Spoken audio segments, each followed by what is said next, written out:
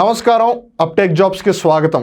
ఇవాళ మనం కరెంట్ అఫైర్స్లో భాగంగా చర్చించుకోబోయే అంశం, in fact there is nothing to discuss over here, rather it is only about giving the information which is 69th Filmfare awards 2024. Explain చేయడం అంటే గుర్తొచ్చింది, నిన్న ఫిబ్రవరి 1వ తారీఖు 2024, that's the date for yesterday. నిన్న బడ్జెట్ రిలీజ్ అయింది. Of course it's not a full budget, it's not the regular union budget, rather it is the interim budget, అంటే మధ్యంతర బడ్జెట్ అనమాట. సో అసలు బడ్జెట్ అంటే ఏంటి, మధ్యంతర బడ్జెట్ అంటే ఏంటి, ఈ రెండు ఒకటేనా, లేదు వేరువేరా, లేదు ఊరికే కావాలని రెండు వేరే వేరే పేర్లు పెట్టారా, అలానే వీటికి సంబంధించి రాజ్యాంగంలో ఏ ప్రకరణ ఏమని ప్రస్తావిస్తోంది, అలానే ఈ మధ్యంతర బడ్జెట్ 2024వ సంవత్సరానికి సంబంధించి ఏ మంత్రిత్వ శాఖ అంటే ఏ మినిస్ట్రీకి ఎంతవరకు నిధులు కేటాయించారు, అంటే అలొకేషన్ ఆఫ్ ఫండ్స్ ఏ విధంగా జరిగింది. సో టాప్ 8-9 మినిస్ట్రీస్ ఏవైతే ఉన్నాయో వాటికి ఎంతవరకు నిధులు అలాట్ చేశారు, అలానే స్కీమ్స్ పరంగా మన్రేగా అవ్వచ్చు, అదే Mahatma Gandhi national rural employment guarantee act, ఇలాంటి ఏవైతే స్కీమ్స్ ఉంటాయి బేసిక్గా వీటికి సంబంధించి ఎంతవరకు నిధులు కేటాయించడం జరిగింది. అలానే 2047వ సంవత్సరం కల్లా భారతదేశాన్ని డెవలప్డ్ ఇండియాగా అంటే వికసిత భారత్గా తీర్చిదిద్దాలి అని చెప్పి ప్రస్తుతం ఉన్న ఎన్డీఏ గవర్నమెంట్ భావిస్తోంది అని నిన్న లోక్సభలో నిర్మలా సీతారామన్ గారు బడ్జెట్ని ప్రవేశపెడుతూ చెప్పారనమాట. సో దానికి సంబంధించి సబ్కా సాత్ సబ్కా వికాసు, సబ్కా సాత్ సబ్కా వికాస్ సబ్కా విశ్వాసు, సబ్కా సాత్ సబ్కా వికాస్ సబ్కా విశ్వాస్ సబ్కా ప్రయాసు. అలానే మరి ఈ బడ్జెట్ స్పీచ్లో నిర్మలా సీతారామన్ గారు కొన్ని ఇంట్రెస్టింగ్ వర్డ్స్ని కూడా చెప్పారనమాట. మామూలుగా జీడిపి అంటే గ్రాస్ డొమెస్టిక్ ప్రోడక్ట్ అందరికీ తెలిసిందే, కానీ నేను బడ్జెట్ స్పీచ్లో ఆవిడ జీడిపి అంటే దానికి ఒక అర్థం వేరేలాగా ఇచ్చారు. అలానే ఎఫ్డిఐ అంటే మామూలుగా మనందరికీ తెలిసింది ఫారిన్ డైరెక్ట్ ఇన్వెస్ట్మెంట్, విదేశీ ప్రత్యక్ష పెట్టుబడులు. అయితే ఆవిడ నేను బడ్జెట్ స్పీచ్లో ఎఫ్డిఐని వేరేలాగా ఉపయోగించారనమాట. అలానే మామూలుగా 3D అంటే మనం అంతసేపు ఏమంటాము, 3 డైమెన్షనల్ అంటాము. ఆవిడ నేను బడ్జెట్ స్పీచ్లో 3D ఇండియా అని చెప్పి ఆ 3Dకి వేరొక అర్థాన్ని ఇచ్చారు. సో ఇప్పుడు ఆ జీడిపి అవ్వచ్చు, ఎఫ్డిఐ అవ్వచ్చు, 3D ఇండియా అంటే ఏంటి అని అవ్వచ్చు, ఈ అంశాలకు సంబంధించి అలానే ఆ బడ్జెట్కి సంబంధించిన పూర్తి వివరాలు ఆల్రెడీ ఒక స్పెషల్ కరెంట్ అఫైర్ ఎపిసోడ్ వీడియోలో ఉంది. మీరు ఆ వీడియో ఎక్కడ వెతుక్కోవాలి అన్నంత ఓపిక మీకు లేకపోతే చెప్పేది జాగ్రత్తగా వినండి. ఇక్కడ లింక్ ఉంటుంది, ఆ లింక్ మీద ప్రెస్ చేయండి. నిన్న ఏదైతే ఇంటరిమ్ బడ్జెట్ని రిలీజ్ చేశారో, లేదు నిర్మలా సీతారామన్ గారు లోక్సభలో ఏదైతే ప్రవేశపెట్టారో దానికి సంబంధించిన పూర్తి వివరాలు ఆ వీడియోలో ఉంటాయి. సో మర్చిపోకుండా ఖచ్చితంగా ఆ వీడియోని పూర్తిగా చూడండి. మేబీ వీడియో లెంత్ కొంచెం పెద్దగానే ఉంటుంది, నేను కాదనట్లేదు, because it's about union budget. So అన్ని విషయాలు డీటెయిల్గా చర్చించుకోవాలంటే ఖచ్చితంగా టైం పడుతుంది, but it's worth your watch. మీ టైంకి తగ్గ విలువ అందులో ఉంటుంది.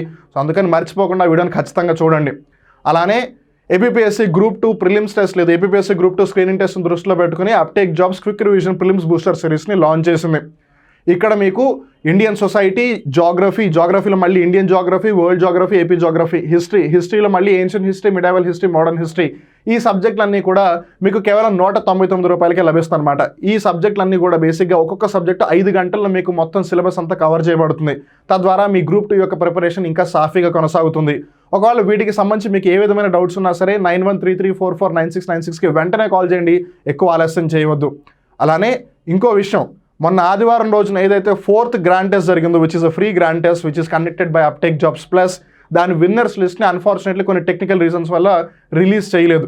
ఈ వీడియోలో మనం ఆ లిస్ట్ని రిలీజ్ చేస్తున్నాము. సో ఈ వీడియోని చివరి దాకా చూడండి. మరి మనం 69th ఫిల్మ్ఫేర్ అవార్డ్స్ని జాగ్రత్తగా గమనిస్తే ఇక్కడ వైపు ఉన్నవన్నీ కేటగిరీస్ అనమాట, విభాగాలు. ఆ విభాగాలకు సంబంధించి ఎవరు పురస్కారాలు గెలుచుకున్నారు అని. సో బెస్ట్ ఫిలిం, ఉత్తమ చిత్రానికి గాను అవార్డు ఎవరికి వచ్చింది అని అంటే, ఏ సినిమాకి వచ్చిందంటే 12th ఫెయిల్ రీస్టార్ట్ అనే క్యాప్షన్తో ఉంటుందన్నమాట. ఇన్ వన్ వే చెప్పాలి అంటే ఎవరైతే గవర్నమెంట్ ఎగ్జామ్స్కి ప్రిపేర్ అవుతున్నారో వాళ్ళందరూ ఖచ్చితంగా చూడవలసిన సినిమా. మీరు ఏపీఎస్సీకి ప్రిపేర్ అవుతున్నారా, టీఎస్పీఎస్సీకి ప్రిపేర్ అవుతున్నారా, యూపీఎస్సీకి ప్రిపేర్ అవుతున్నారా, group 1, group 2, SI, police constable, ఆ ఎగ్జామ్ ఏదన్నా కానివ్వండి, మీరు ఖచ్చితంగా ఒక విధంగా మీరు మోటివేట్ మిమ్మల్ని మీరు చేసుకోవాలి అని అంటే, మీకు ఒక గుడ్ ఫీలింగ్ వచ్చి ఒక సినిమా కావాలి అంటే ఖచ్చితంగా మీరు ఈ సినిమాని చూసి తీరాలి, మీకు వేరే ఆప్షన్ లేదు. So 12th fail best film award వచ్చింది. బెస్ట్ డైరెక్టర్ అంటే ఉత్తమ దర్శకులు విధు వినోద్ చోప్రా, ఈ 12th ఫెయిల్ సినిమాని డైరెక్ట్ చేశారు ఆయన, విధు వినోద్ చోప్రా.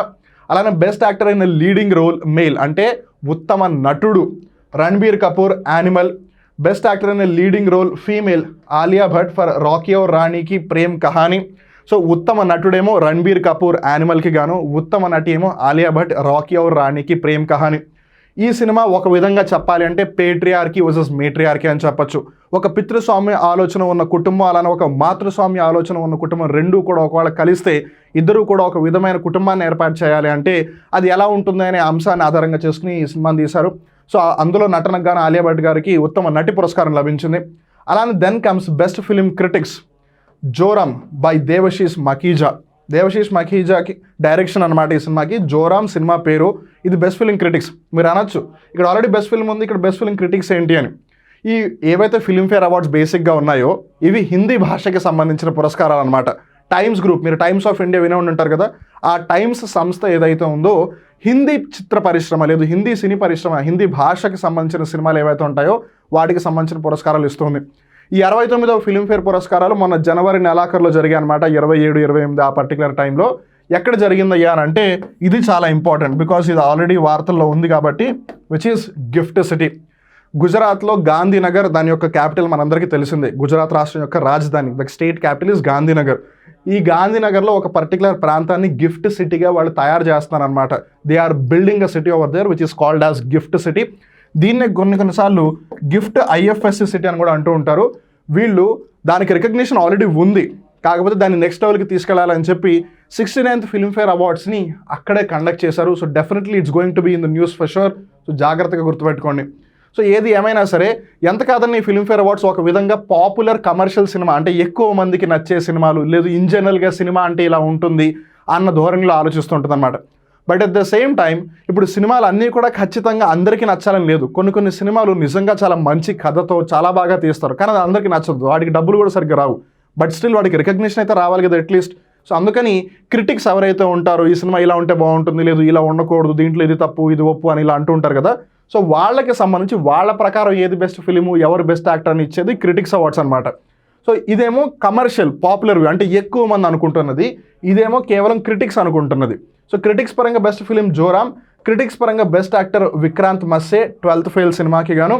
బెస్ట్ యాక్టర్స్ వచ్చేసి Rani Mukerji, Mrs Chatterjee versus Norway, Shefali Shah, 3 of us. So best actors critics ఇద్దరికి వచ్చింది, రాణి ముఖర్జీ గారికి, షఫాలీ షా గారికి. And then comes best actor in supporting role male అంటే ఉత్తమ సహాయ నటుడు ఎవరు అని అంటే విక్కీ కౌశల్ డంకీ సినిమాకి గాను. డంకీ సినిమాలో ముఖ్య పాత్ర పోషించిన నటుడు షారుఖ్ ఖాన్. కానీ ఇక్కడ మనం సపోర్టింగ్ యాక్టర్ రోల్ అంటున్నాం, అంటే ఉత్తమ నటుడు కాకుండా ఉత్తమ సహాయక నటుడు, హీరోని సపోర్ట్ చేసే రోల్ అనమాట. దానికి గాను విక్కీ కౌశల్. ఈవెన్ చాలామంది ఈయనకి శామ్ బహదూర్కి కానీ ఉత్తమ నటుడు అవార్డు వస్తుందాం అనుకున్నారు కానీ బట్ అన్ఫార్చునేట్లీ రాలేదు. But again that's what life is all about. ప్రతిసారి మనం అనుకునేది జరగదు, but still we need to keep doing what we can do or what we have to do. Best actor in supporting role female Shabana Azmi, Rocky Aur Rani ki Prem Kahani. ఇదే సినిమాకి సంబంధించి ఒక పాత్ర పోషించారనమాట షబానా ఆజ్మీ గారు. ఆవిడికి ఉత్తమ సహాయ నటి పురస్కారం లభించింది. దెన్ కమ్స్ బెస్ట్ లిరిక్స్ అంటే సాహిత్యం. మామూలుగా మనం ఎప్పుడు పాటలు అన్నప్పుడల్లా ఎక్కువగా మ్యూజిక్ డైరెక్టర్స్ని బాగా గుర్తుపెట్టుకుంటాం, కానీ ఒక విధంగా చెప్పాలి అంటే లిరిక్ లేకపోతే ఆ మ్యూజిక్ ఎంత బాగున్నా సరే పెద్దగా వాల్యూ ఉండదు. సో మనం లిరిక్స్ని కూడా చాలా గౌరవించాలి, గుర్తించాలి. సో మరి ఉత్తమ సాహిత్యానికి కానీ ఎవరికి పురస్కారం లభించిందంటే అమితాబ్ భట్టాచార్య ఫర్ తేరే వాస్తే జరా హట్కే జరా బచ్కే, తేరే వాస్తే ఫలక్ మే చాంద్ లావుంగా, 16-17 సితారో సంగ్ బాంద్ లావుంగా. ఈ పాట ఏదైతే ఉందో ఆ పాటకు కానీ అమితాబ్ భట్టాచార్య గారికి పురస్కారం లభించిందనమాట best lyrics. And then comes best music album అంటే ఉత్తమ సంగీతం అవ్వచ్చు, లేదు ఉత్తమ పాటలు ఉన్న సినిమా అవ్వచ్చు. అది ఏ సినిమా అంటే యానిమల్ సినిమా. సో అన్నీ కూడా ఫ్రెష్ సాంగ్స్, రీమేక్ సాంగ్స్ ఏమీ లేవు. సో వాళ్ళందరికీ గాను బెస్ట్ మ్యూజిక్ ఆల్బమ్ వచ్చింది. Then comes best playback singer male అంటే ఉత్తమ నేపథ్య గాయకుడు Bhupinder Babbal, Arjan Vailly animal.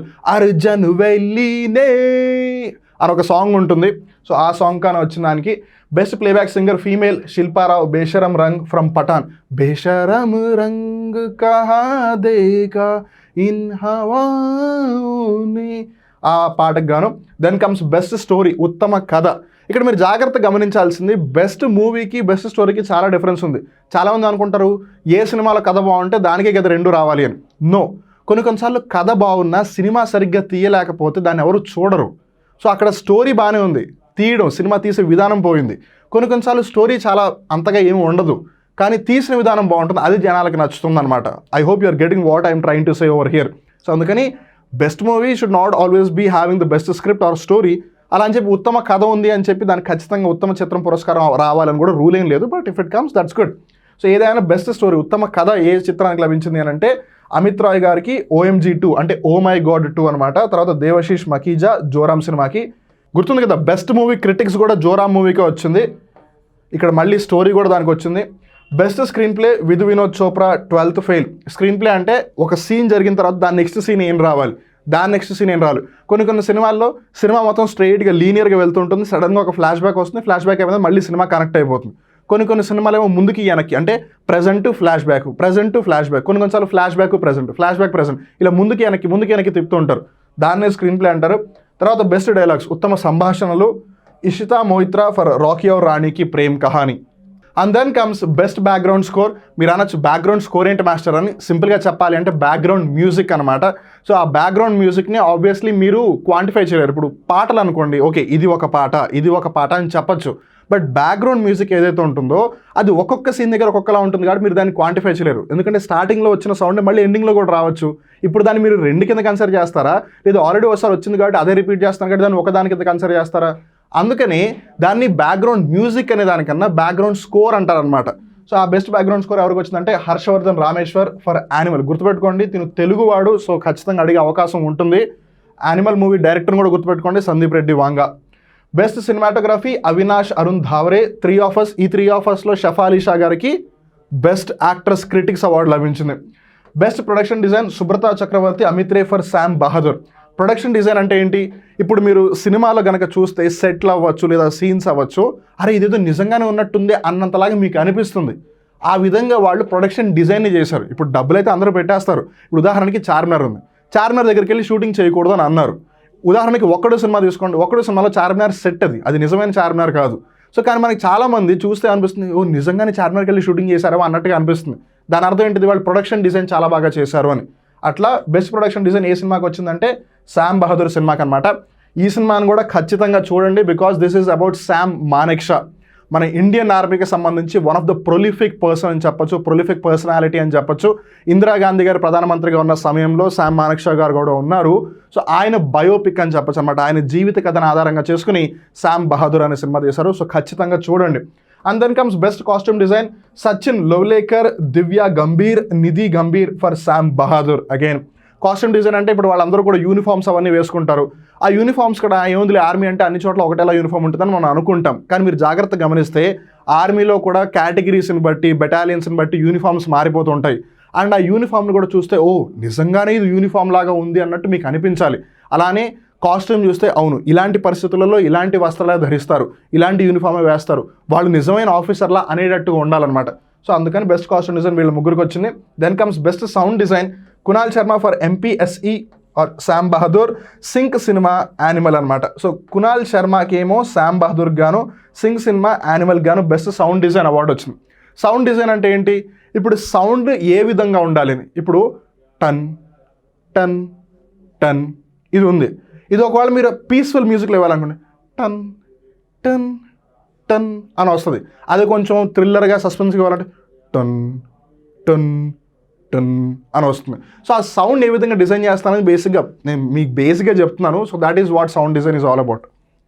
And then comes best editing Jaskunwar Singh Kohli, Vidhu Vinod Chopra 12th fail. Best editing అంటే ఏంటి, ఏ సీను ఎలా ఉంటే బెటర్గా ఉంటుంది. ఇప్పుడు కొన్నిసార్లు ఒక సీన్ని 4 to 5 డిఫరెంట్ యాంగిల్స్లో చూపించుండి ఉంటారు. ఆ స్టోరీకి సంబంధించి ఏ యాంగిల్లో చూపిస్తే బెటర్గా ఉంటుంది. ఇప్పుడు ఫర్ ఎగ్జాంపుల్ మీరు కొన్ని సినిమాలు ఎస్పెషల్లీ కమర్షియల్ మూవీస్ని జాగ్రత్తగా గమనిస్తే కింద నుంచో షాటు, ఇలా రైట్ సైడ్ నుంచో షాటు, లెఫ్ట్ సైడ్ నుంచో షాటు, పై నుంచో షాటు, ఇలా డిఫరెంట్ యాంగిల్స్లో హీరోని చూపిస్తూ ఉంటారు. అది కమర్షియల్ సినిమా కాబట్టి ఫైన్. బట్ స్టోరీ డ్రివెన్ సినిమాస్లో లేదా క్యారెక్టర్ డ్రివెన్ సినిమాస్లో మీరు కనుక జాగ్రత్త అబ్జర్వ్ చేస్తే కొన్ని యాంగిల్స్, కొన్ని షార్ట్స్ స్టోరీని బాగా లింక్ చేస్తాయి, స్టోరీని బాగా సింక్ చేస్తాయి అనమాట. ఏదో ఇంజనల్గా చూపించారు అన్నట్టు కాకుండా. సో అలాగా ఏవైతే వాళ్ళు సీన్లు ఉంచుతున్నారో తీసేస్తున్నారో అదంతా కూడా ఎడిటింగ్ పార్ట్లోకి వస్తుంది అనమాట. సో వాళ్ళ దానికి గాను జస్కున్వర్ సింగ్ కోహ్లీకి, వినోద్ చోప్రాకి 12th ఫెయిల్కి లభించింది. దెన్ కమ్స్ బెస్ట్ యాక్షన్ గాను Spiro Razatos, Anil Arasu, Craig Macrae, Yannick Ben, Kecha Khamphakdee, Sunil Rodrigues Jawan సినిమాకి లభించింది. అలానే బెస్ట్ VFX కూడా Red Chillies VFX visual effects Jawan సినిమాకి లభించింది. అలానే బెస్ట్ కొరియోగ్రఫీ అని అంటే ఏదైతే డ్యాన్స్ వేయిస్తారో, బేసిక్గా డ్యాన్స్ ఎవరైతే డిజైన్ చేస్తున్నారో వాళ్ళని కొరియోగ్రాఫర్ అంటారు. గణేష్ ఆచార్య గారికి లభించింది. What jhumka from Rocky Aur Rani ki Prem Kahani. What jhumka అని ఆ పాట ఏదైతే ఉందో దానికి సంబంధించి ఆయనకి బెస్ట్ కొరియోగ్రాఫర్ అవార్డు వచ్చింది. Then comes best debut director అంటే మొట్టమొదటి సినిమా అనమాట దర్శకత్వం వహించింది. తరుణ్ దుదేజా ఫర్ ధక్ ధక్. ఇది చాలా చిన్న సినిమా అని చెప్పాలి. మీకు ఒక విధంగా గుర్తుపెట్టుకోవాలని చెప్పాలి అంటే తాప్సీ పన్ను మనందరికీ తెలుసు. తాప్సీ పన్ను ప్రొడ్యూస్ చేసిన సినిమా ఇది ధక్ ధక్. దాని యొక్క డైరెక్టర్ తరుణ్ దుదేజాకి బెస్ట్ డెబ్యూ డైరెక్టర్ అవార్డు వచ్చింది. Best debut male Aditya Rawal for Faraaz. Best debut female Alizeh Agnihotri for Farrey. Best debut male female అంటే ఏంటి? వీళ్ళు నటించిన మొదటి సినిమా ఇది. వీళ్ళకి ఫరాజు, వీళ్ళకి ఫర్రే. సో వాళ్ళిద్దరికీ దానికి గాను బెస్ట్ డెబ్యూ పురస్కారం వచ్చింది. లైఫ్ టైమ్ అచీవ్మెంట్ అవార్డ్ అంటే ఫిలింఫేర్ 69వ ఫిలింఫేర్ పురస్కారం ఏదైతే ఉందో దాంట్లో జీవిత సాఫల్య పురస్కారం కింద ఎవరికి వచ్చింది అని అంటే డేవిడ్ ధవన్. మనందరికీ వరుణ్ ధవన్ తెలుసు. వరుణ్ ధవన్ గారి యొక్క నాన్నగారు అనమాట డేవిడ్ ధవన్. హిందీలో చాలా వరకు కామెడీ మూవీస్ని తీశారు. జుడ్వా అవ్వచ్చు, మన తెలుగులో ఏదైతే హలో బ్రదర్ సినిమా ఉందో దాని యొక్క రీమేక్ అనమాట హిందీలో జుడ్వా అని. అలానే గోవిందా గారితో చాలా వరకు కామెడీ మూవీస్ తీసి కామెడీ అంటే డేవిడ్ ధవన్లా తీయాలి అని ఒక ట్రేడ్ మార్క్ని సెట్ చేసుకున్నారు ఆయనకి ఆయన. సో ఆ విధంగా డేవిడ్ ధవన్ గారికి 69th Filmfare lifetime achievement award లభించిందనమాట.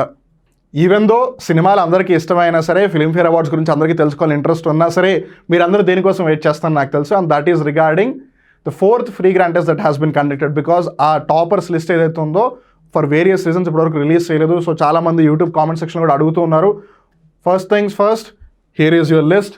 So మరి కనుక మనం 4th ఫ్రీ గ్రాండ్ టెస్ట్ ఏదైతే జరిగిందో దాంట్లో టాప్ 5 ఎవరు అని గమనిస్తే కనుక చెన్నా, సాహితీ, పబులిటెన్, నాగా ఎన్ఎన్ఆర్, అమర్. సో వీళ్ళ 5గురికి కూడా కంగ్రాచులేషన్స్. వీళ్ళ 5గురికి ఆల్రెడీ అప్టేక్ జాబ్స్ కాల్ చేసింది. ఈవెన్ దో లిస్ట్ని కొంచెం లేట్గా రిలీజ్ చేస్తూ ఉన్నా సరే, బట్ మా తరపున ప్రొసీజర్ అంతా కూడా యాజ్ ఇట్ ఈస్ ఫాలో అయిపోతున్నాం మేము. That is calling these people, giving them the course that they would like to have. Because మీకు గుర్తుందో లేదో, ఈ ఫ్రీ గ్రాండ్ టెస్ట్లు ఏవైతే ఉన్నాయో ఇప్పటివరకు Uptake jobs plus 4 free grand టెస్ట్లను కండక్ట్ చేసింది జనవరి నెలలో 4 ఆదివారాలలో. ఆ 4 ఫ్రీ గ్రాండ్ టెస్ట్లో ఎవరైతే టాప్ 5లో వచ్చారో వాళ్ళకి వాళ్ళు అనుకుంటున్న కోర్సుని, లేదు వాళ్ళు కావాలి అనుకుంటున్న కోర్సుని ఒక పూర్తి సంవత్సర కాలం పాటు ఉచితంగా ఇచ్చింది అప్టేక్ జాబ్స్ అనమాట. సో అట్లా 4th ఫ్రీ గ్రాండ్ టెస్ట్లో చెన్నా గారికి, సాహితీ గారికి, పబ్లిటన్ గారికి, నాగా ఎన్ఎన్ఆర్ గారికి, అమర్ గారికి 5గురికి కూడా ఫ్రీగా ఇచ్చేసింది. So hearty congratulations to all the 5 toppers. Let's talk about the remaining toppers. మరి 6 నుంచి 20 వరకు ఎవరైతే ఉన్నారో వాళ్ళకి 9,000 రూపాయల కోర్సుని 1000 రూపీస్కి అప్టేక్ జాబ్స్ ప్రొవైడ్ చేస్తుంది. సో మరి ఆ లిస్ట్ మనం జాగ్రత్తగా గమనిస్తే 6th ప్లేస్లో పెట్ల విద్య, 7th ప్లేస్లో ఏ వెంకటేష్, పల్ల రమేష్, ఆర్ భవానీ, గని, సంతోష్ గంగు, హెచ్ఎస్ జేఎస్జే డీడీకే. పేరు చాలా వింతగా ఉంది, అసలు ఎలా పిలుస్తారో వీలైతే కామెంట్ చేసి చెప్పండి. హచ్ అన్నట్టుంది. అలానే మండవ రమేష్ 13th ర్యాంక్. తర్వాత 14th ర్యాంక్ గమనిస్తే మహేష్, శేఖర్, శ్రీనివాస్, సాయి, మానస, శివనారాయణ, నాగేంద్ర. వీళ్ళందరూ కూడా 6 నుంచి 20th ర్యాంక్లో ఉన్నవాళ్ళు. వీళ్ళందరికీ కూడా అప్టేక్ జాబ్స్ 9,000 రూపాయల కోర్సు ఏదైనా సరే 1000 రూపాయలకే ప్రొవైడ్ చేస్తుంది అనమాట. And then comes the list of top 21 to 50. వీళ్ళందరికీ కూడా 9,000 రూపాయల కోర్సుని అప్టేక్ జాబ్స్ 1,500 రూపాయలకే ప్రొవైడ్ చేస్తుంది. మరి 21 to 50 ర్యాంక్స్ గమనిస్తే కనుక జి అశోక్ 21, లక్ష్మి, ఎల్లయ్య, వెంకట్రావు, దారా, శశి, కిషోర్, కాల అశోక, వెంకట లక్ష్మి పడల, రేఖా రామచంద్ర, విద్య, సునీత మాచర్ల, గోపి ఎస్, చిన్న సురేష్, అలానే మల్లిక గారికి 35th ర్యాంక్ వచ్చింది. అండ్ దెన్ రాథోడ్ రామ్, పెద్దింటి దేవదానం, అవినాష్ కుమార్, గౌడ్, శివకుమార్ కేవటి, శరత్ చంద్ర, అనుముల ఉదయ్ కిరణ్, మణి ముదిరాజ్, లక్ష్మీ కౌసల్య, ప్రవీణ్ కుమార్, అంజన్, అలానే వరహాల బాబు అప్పికొండ, రామునాయుడు, పల్ల నాగరాజు. సో వీళ్ళందరూ కూడా 21 to 50 ర్యాంక్స్. వన్స్ అగైన్ వీళ్ళందరికీ, అలానే 6 నుంచి 20 వచ్చిన వాళ్ళందరికీ కూడా hearty congratulations. Now let's look at the toppers from 51 to 100. వీళ్ళందరికీ కూడా ఎవరైతే టాప్ 51 నుంచి టాప్ 100 లోపల ఉన్నారో వీళ్ళందరికీ 9,000 రూపాయల కోర్సుని అప్టేక్ జాబ్స్ 2,000 రూపాయలకే ప్రొవైడ్ చేస్తుంది.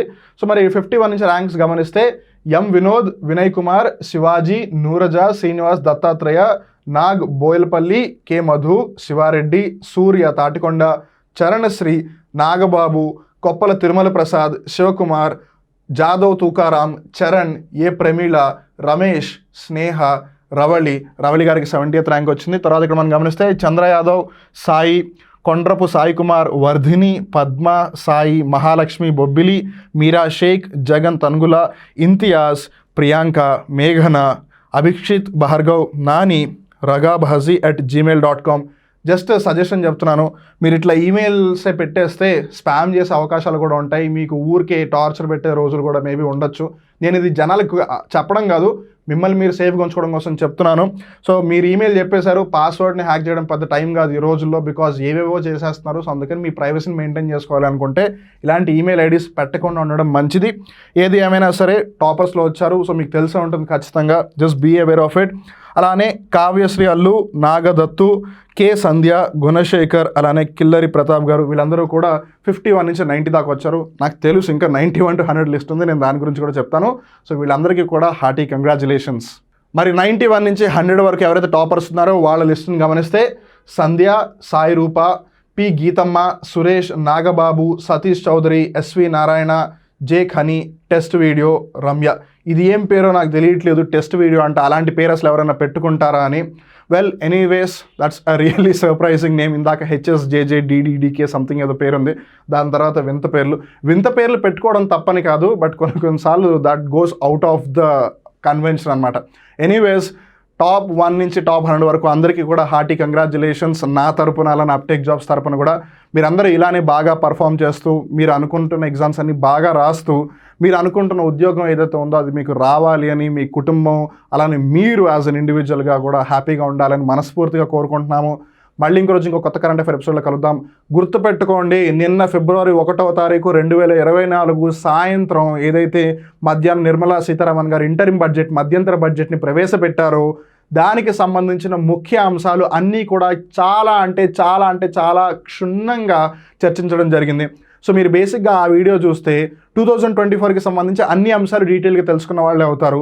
సో ఎక్కువ ఆలస్యం చేయకుండా నేను స్టార్టింగ్లో ఆల్రెడీ లింక్ ఇచ్చాను, లేదంటే మీరు కరెంట్ అఫైర్స్ ప్లేలిస్ట్లోకి వెళ్ళినా సరే ఆ వీడియో మీకు ఈజీగా దొరికేస్తుంది. లేదు కింద డిస్క్రిప్షన్లో వీలైతే లింక్ యాడ్ చేస్తాము, లేదంటే మీరు వెతికితే ఈజీగా దొరికేస్తుంది. యూనియన్ ఇంటరిమ్ బడ్జెట్ 2024 అనే థంబ్నెయిల్ పేరు మీద ఉంటుందన్నమాట. So don't miss that video. ఒకవేళ ఆ వీడియో మీరు చూసిన తర్వాత అరే ఇలాంటి కంటెంట్ భలే ఉంది నేర్చుకోవడానికి, చూడడానికి, ఇలాంటి వీడియోలు మాకు ఇంకా కావాలి, ఇలాంటి కంటెంట్లు మాకు కావాలి, జాగ్రఫీ చెప్తారా, హిస్టరీ చెప్తారా, పాలిటీ చెప్తారా, ఎకానమీ చెప్తారా అని మీకు సందేహాలు ఖచ్చితంగా వస్తాయి. ఒకవేళ సందేహాలు మీరు నివృత్తి చేసుకోవాలనుకుంటే 9133449696కి కాల్ చేయండి. అప్టేక్ జాబ్స్ మీకు హెల్ప్ చేయడానికి ఎప్పుడు రెడీగానే ఉంటుంది. సో మరొకసారి అందరికీ కూడా ఆల్ ది వెరీ బెస్ట్. వీడియోని చూడడం మటుకు మర్చిపోవద్దు, బికాస్ యాజ్ అ కామన్ మ్యాన్గా, యాజ్ అ కాంపిటేటివ్ ఎగ్జామ్ ఆస్పిరెంట్స్గా అది ఇద్దరికీ ఇంపార్టెంటే ఖచ్చితంగా, బికాస్ అది మన యొక్క భవిష్యత్తును డిసైడ్ చేస్తుంది కాబట్టి బడ్జెట్ అనేది. సో దాని గురించి ఖచ్చితంగా తెలుసుకోండి, వీలైతే ఇంకో 10 మందికి షేర్ కూడా చేయండి. అండ్ అలా నాకు అప్టేక్ జాబ్స్ యూట్యూబ్ ఛానల్కి మీరు మొట్టమొదటిసారిగా వచ్చినట్టయితే ఛానల్ని సబ్స్క్రైబ్ చేసుకోవడం మటుకు మర్చిపోవద్దు. ఒకవేళ ఈ వీడియో నచ్చితే కనుక లైక్ చేయండి, ఏదైనా చెప్పాలనుకుంటే హ్యాపీగా కింద కామెంట్ సెక్షన్లో చెప్పండి, మర్చిపోకుండా షేర్ కూడా చేయండి. మళ్ళీ ఇంకో రోజు ఇంకో కొత్త కరెంట్ అఫైర్ ఎపిసోడ్లో కలుద్దాం. అప్పటి వరకు నేను మీ వివేక్, నమస్కారం.